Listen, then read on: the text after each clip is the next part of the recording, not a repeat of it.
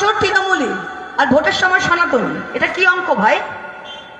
এক একটা এসসি বুথে আমরা 1000 টাকা লক্ষ্মীর ভান্ডার পেরে এসসি মহিলারা 1200 টাকা পায়, অথচ প্রত্যেকটা এসসি বুথে, নমশূদ্র বুথে, মতুয়া বুথে 100টা ভোট খুললে 85টা বিজেপি, 15টা অন্যান্য পার্টি। বাপরে বাপরে বাপ!